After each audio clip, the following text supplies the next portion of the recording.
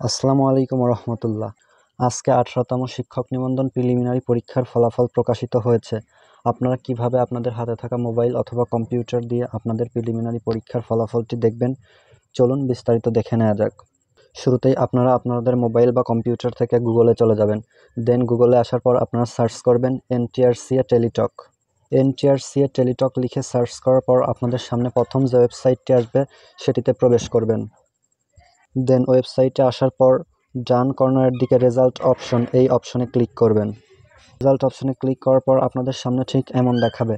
এখন আপনারা আপনাদের 18তম শিক্ষক নিবন্ধন পরীক্ষার রোলটি এখানে দিয়ে দেবেন। আপনাদের রোলটি দিয়ে দেওয়া হয়ে গেলে আপনারা এখানে এক্সাম এইখানে সিলেক্ট করবেন। সিলেক্ট করার পর এখানে আপনারা 18th NTRCA এক্সাম প্রিলিমিনারি এইটাতে ক্লিক করবেন। দেন আপনারা সাবমিট অপশনে ক্লিক করবেন। সাবমিট অপশনে ক্লিক করার সাথে সাথে আপনাদের প্রদত্ত ফলাফলটি আপনারা এখানে দেখতে পারবেন। Congratulation, pass the preliminary lecturer English. আপনারা যে বিভাগে পরীক্ষা দেবেন আপনাদের সম্পূর্ণ ডিটেলস এখানে দেখাবে। এভাবে চাইলে আপনারা যে কারো রেজাল্ট দেখে নিতে পারবেন। আশা করি সম্পূর্ণ বিষয়টি বুঝতে পেরেছেন। সকল আপডেট ভিডিওগুলো সবার আগে পেতে আমার এই চ্যানেলটি এখনই সাবস্ক্রাইব করে রাখুন। দেখা হবে নতুন কোনো ভিডিওতে। ততক্ষণ পর্যন্ত সবাই ভালো থাকবেন। আল্লাহ হাফেজ।